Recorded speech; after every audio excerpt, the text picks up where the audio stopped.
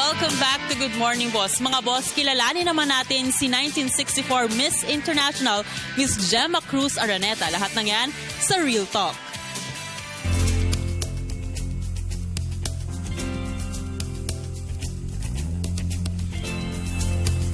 Ako po ay si Gemma Cruz Araneta. Isang mahilig ko ako magbasa ng mga libro tungkol sa kasaysayan ng Pilipinas, sa kalinangan, at sa kultura at musika ng Pilipinas. At ngayon, nasa bahay na lang ako at marami naman akong pinagkakaabalahan katulad ng heritage conservation. Kanya nga ang mungkahi ko sa PTV4 ay dito natin gawin itong interview dahil ito pong Casa Mercedes ay isang lumang bahay na napakarikit at sana naman yung mga ibang may-ari ng ganitong klaseng bahay ay ayus-ayusin nito.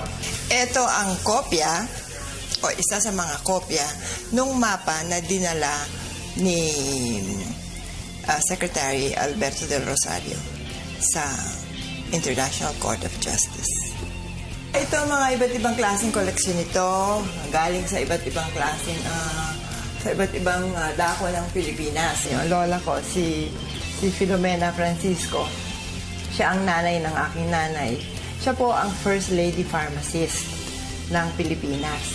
At yung kanyang kapatid na pumanaw na ay first lady lawyer, si Maria Francisco.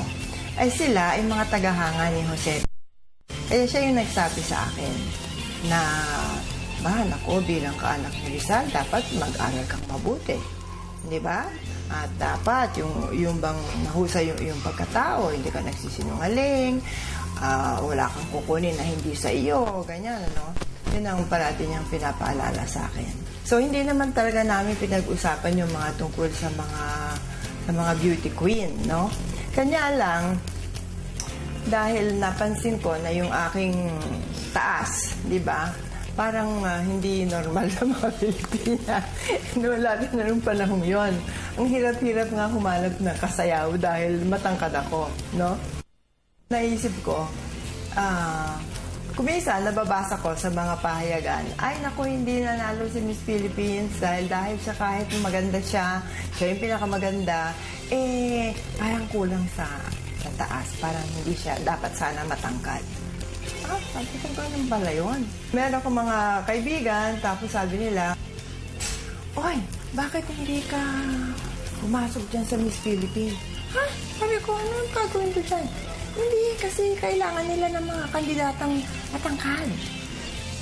Ganun ba? Yung matangkad na mukhang Pinay. Pinasok ba naman yung pangalan ko?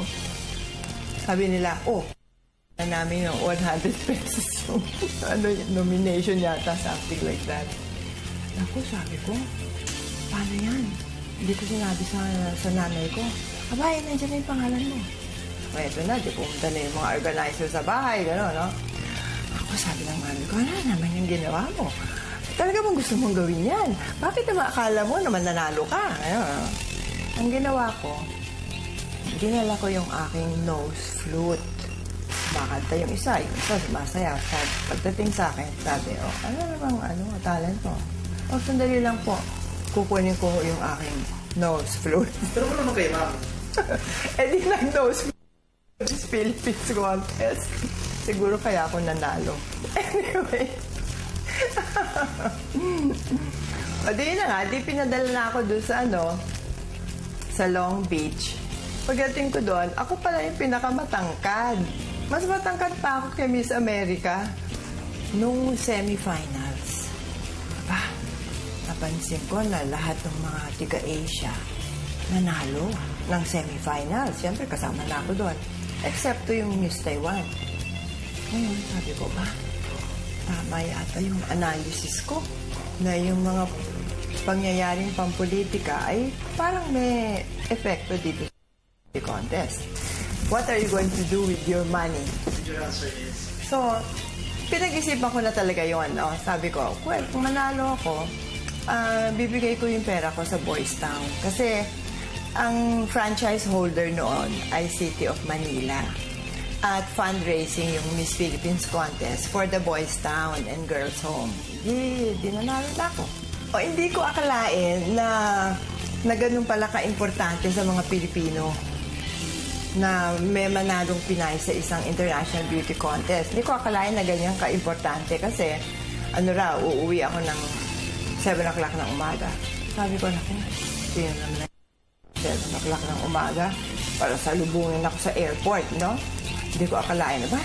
Pagbaba namin sa airport, pagbukas ng pintuan ng aeroplano, ang daming tao. Wow, sabi ko, sa akin ba lahat yan? Hindi ko akalain na ganito pala sila ka-excited. Para sa akin, ang talagang napakahalagang aral na naiwan nila sa akin ay ang pagmamahal sa bayan. Kasi madaling sabihin yan, meron ba namang Pilipino ang sasabihin, ay na, hindi ko mahal ang Pilipinas. Di ba, tatanungin mo, mahal mo ba ang Pilipinas? Siyempre, mahal ko ang Pilipinas. Pero ano naman ang ginagawa mo upang patunayan sa iyong sarili na talagang mahal mo ang Pilipinas? Di ba? Dahil madaling sabihin yun, of course I love my country.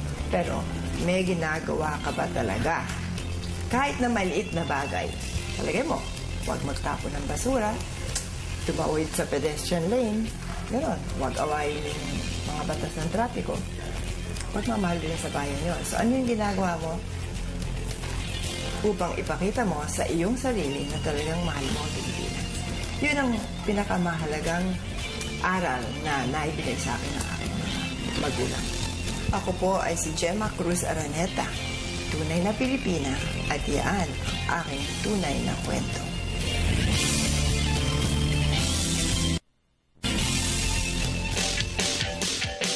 Okay, medyo mahabang panahon na nung siya'y kauna-unahang first Southeast Asian Miss International na nanalo, si Miss Gemma Araneta.